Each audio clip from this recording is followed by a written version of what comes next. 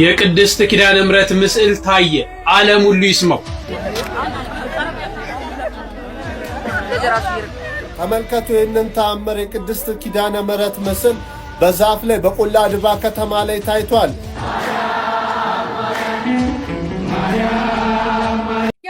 ዝማሬን በተመለከተ አዳዲስ መረጃዎችና ለውጦች መኖራቸውን የጃንደረባው ትውልድ አጠቃላይ ማህበር ወይም ደግሞ ኢጃፍ መግለጫዎችን ይዞ እየወጣ ይገኛል። ቅድስት ኪዳነ ምሕረት ለወዳጆቿ ታምሯን ማሳየቷን ቀጥላለች። ሰሞኑንም እየተመለከትነው በጣም ለኦርቶዶክሳውያን ደስ የሚልና ታላቅ የምስራች የሆነ ታላቅ ታምራት ነው ያሳየችው። እሱን የማስመለክታችሁ ይሆናል። ሌላ ደግሞ የአላፋት ዝማሬ በመጨረሻም አዲስ መግለጫ ይዞ ወጥቷል። እነዚህን ሰበር መረጃዎች ወደ እናንተ ይዤ መጥቻለሁ።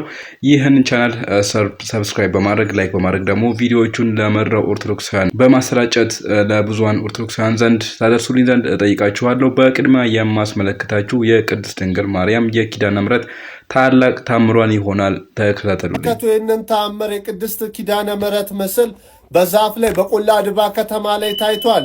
ይህንን ተአምር ዓለም ሁሉ ይስማ። በምስራቅ ደንቢያ ወረዳ ቆላ ድባ ከተማ የከተማው እምብርት ተብሎ የሚጠራው አካባቢ በአንድ ግዙፍ ዋርካ ዛፍ ላይ ቅድስት ኪዳነ ምሕረት ድንቅ ታምራዊ ምስል መታየቱ ተሰማ። ክስተቱ ለየት የሚያደርገው የብዙዎች ትኩረት የሳበው ቀደም ብሎ የነበረው ሁኔታ ነው። በከተማው እየተከናወነ ባለው የኮሪደር ልማት ምክንያት በአስፋልቱ ዳር የሚገኘው ይህ ዋርካ እንዲቆረጥ ታቅዶ ነበር። ሆኖም ግን በቀን ስራ ተጀምሮ ዋርካውን ለመቁረጥ ሙከራ ቢደረግም ለመቁረጫነት የሚያገለግሉ ቁሳቁሶች በተደጋጋሚ እየተሰበሩ ስራውን ማከናወን አልተቻለም። ለሰራተኞቹ ነገሩ አልሆናለ በማለት ትተውት በሄዱበት ጥቂት ሰዓታት ሳይሞላ አመሻሽ ላይ በዋርካው ላይ የኪዳነ ምሕረት ድንቅ ምስል ተገልብጦ ታይቷል። በአሁኑ ሰዓት የከተማው ሕዝብና በአካባቢው የመጡ ምዕመናን በቦታው ተገኝተው ይህንን ድንቅ ተአምር እየተመለከቱ ይገኛል። ይህ የእግዚአብሔር ሥራ እንጂ የሰው አይደለም በሚል ምስክርነታቸውን እየሰጡ ነው። ዛፉ ሊቆረጥ ሲል መሳሪያው አልሰራ ማለቱ የነገሩ ድንቅነት ያሳያል። አሁን ደግሞ ይኸው የእናታችን ተገለጠች የሚሉ የቆላ ድባ ከተማ ነዋሪዎች በርክተዋል። ይህንን ድንቅ ምስክርነት ለወዳጅ ዘመዶ በማጋራትም የዓለም ሕዝብ እንዲሰማው ያድርጉ። የቅድስት ኪዳነ ምሕረት ምስል ታየ፣ ዓለም ሁሉ ይስማው። በቆላድ ከተማ የታየውን አስደናቂ ተአምር ልንገራችሁ። በደንብ ኮፒ ሊንክና ሼር አድርጉት። ታኅሳስ 22 ቀን 2018 ዓ.ም በምስራቅ ደንቢያ ወረዳ ቆላ ድባ ከተማ የከተማው እንብርት ተብሎ በሚጠራው አካባቢ በአንድ ግዙፍ ዋርካ ስር የእናታችን የቅድስት ኪዳነ ምሕረት ድንቅ ታምራዊ ምስል መታየቱ እየተሰማ ይገኛል። እንግዲህ ክስተቱን ለማየት የሚያደርገውና የብዙዎችን ትኩረት የሳበው ቀደም ብሎ የነበረው ሁኔታው በከተማው እየተከናወነው ባለው የኮሪደር ልማት ምክንያት በአስፓልቱ ዳር የሚገኘው ይህ ዋርካ እንዲቆረጥ ታቅዶ ነበር። ሆኖም ግን በቀን ስራ ተጀምሮ ዋርካውን ለመቁረጥ ሙከራ ቢደረግም ለመቁረጫነት የሚያገለግሉ ቁሳቁሶች በተደጋጋሚ እየተሰበሩ ስራውን ማከናወን አልተቻለም ነበር። ሰራተኞቹም ነገሩ አልሆነ አለ በማለት ትተውት በሚሄዱበት ሰዓት እንግዲህ ከጥቂት ሰዓታት በኋላ ማለት ነው አመሻሽ ላይ በዋርካው አካል ላይ የቅድስት ኪዳነ ምሕረት ድንቅ ምስል ተገልጦ ታይቷል ማለት ነው። እንግዲህ የከተማው ሕዝብና ከአካባቢው የመጡ ምዕመናን በቦታው ተገኝተው ይህንን ድንቅ ታምር እየተመለከቱ ይገኛሉ። ምን አይነት እድለኞች ናቸው! ይህ የእግዚአብሔር ስራ እንጂ የሰው አይደለም በሚል ምስክርነታቸውንም እየሰጡ ይገኛል ማለት ነው። እንግዲህ ዛፉ ሊቆረጥ ሲል መሳሪያው አልሰራ ማለቱ የነገሩን ድንቅነት ያሳያል። አሁን ደግሞ ይህ እናታችን ተገለጠችበት ማለት ነው።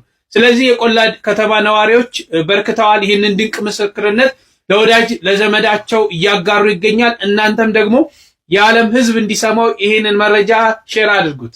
የኪዳነ ምሕረት ምስለ ስዕል በዛሬው ዕለት መታየቱ ተሰማ። ድርጊቱ የተፈጸመው ዛሬ ታኅሳስ 22 በአማራ ክልል በጎንደር ቆላ ድባ አካባቢ ሲሆን ምስለ ስዕሉ የተፈጠረው ከምትመለከቱት ዛፍ ላይ ሲሆን ከምስለ ስዕሉ ላይ የሚበራ ሻማ የመሰለ ቀይ መብራት እንዳለም የዓይን እማኞች ተናግረዋል። ህዝቡ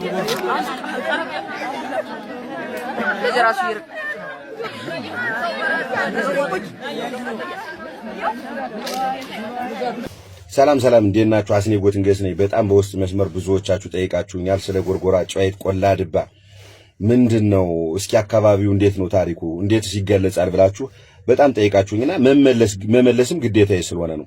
ከጎርጎራ ስንጀምር ጎርጎራ 44 ታቦታት ከዚህ በፊትም ቪዲዮ ሰርቻለሁ። 44 ታቦት ከጎንደር በፊት 44 ገዳማትና ታቦታት የመሰረተች የመጀመሪያዋ ቀደምት ሀገር፣ የእምነት ሀገር፣ የጀግናና የአማኝ ሀገር ጎርጎራ ናት። 44 ታቦት አላት። ከጎንደር ጋር እህትማማች ከተማ ናት። ሲቀጥል ጨዋይት እንዴት ጨዋይት ተብላ የስም ስያሜዋን እንዳገኘች የመጀመሪያው ነገር ምንድነው? የነገስታት ዘር የነበረች አንድ ሴት እዛ አካባቢ መኖር ትጀምራለች።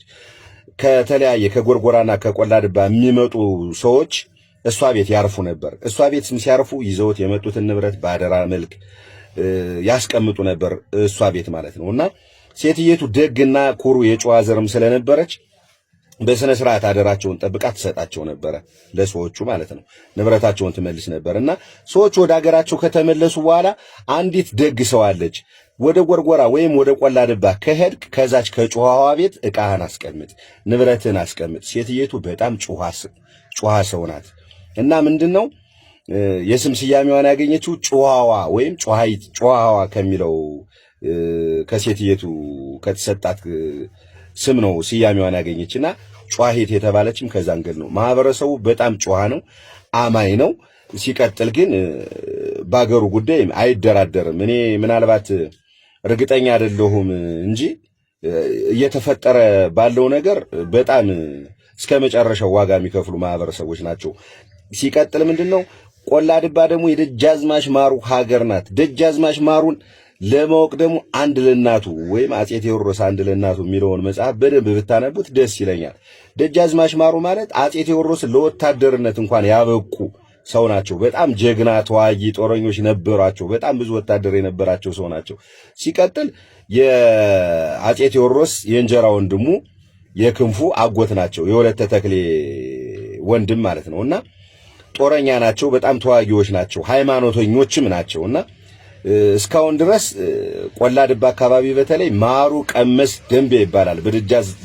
በደጃዝማች ማሩ ስምም ነው የተሰየመ ቦታውን የማረም ሀገር ነውና የጠየቃችሁኝ ጥያቄ ይህንን ይመስላል። እንግዲህ እናታችን ቅድስት ድንግል ማርያም ኪዳነ ምሕረት በመላው ዓለም በተለያዩ ጊዜያትና በተለያዩ ቦታ ድንቅ ታምራቷን እንደምትገልጥ በአካልም እንደምትገለጥ የምናውቀው ነው፣ እየሰማነው ታሪኮች ያስመለክቱናል። በረከቷ የምር ይደርብን፣ ምልጃዋ አይለየን፣ ተጠብቀን ተካደደን ከመከራ ሁሉ። አሁን ደግሞ የማስመለክታችሁ ውድ ኦርቶዶክሳውያን ስለ አእላፋት ዝማሬ ይዞ ስለመጣው አዲስ መረጃ ይሆናል። ተከታተሉ።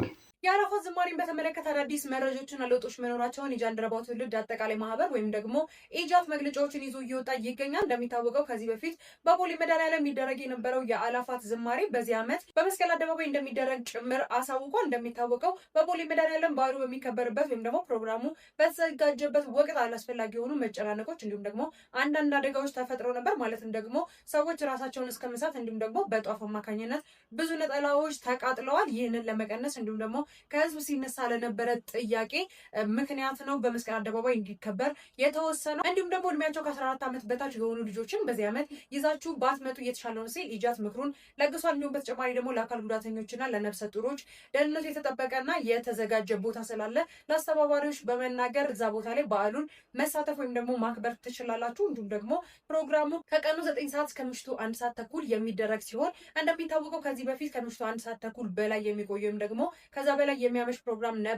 ነገር ግን ህዝቡ ቅዳሴ እንዲያስቀድስና እንዳይጉላላ ጭምር እንዲሁም ደግሞ አንዳንድ ነገሮችን ግምት ውስጥ በማስገባት 1 ሰዓት ተኩል እንዲጠናቀቅ ተወስኗል ሲልም ጭምር ተነግሯል ማለት ነው። ታህሳስ 28 መስቀል አደባባይ አእላፋት ዝማሬን ለማክበር እንዳትቀሩ ጭምር ጥሪ ተላልፎላችኋል። ቪዲዮ ለሚያስፈልገው ጓደኛችሁ ሼር አድርጉለት። በሌሎች መረጃዎች በድጋሚ መልሳለሁ። የፕላስ ምልክቷን ተጭናችሁ ቤተሰብ ሁኑ። መልካም ቀን ይሆንላችሁ።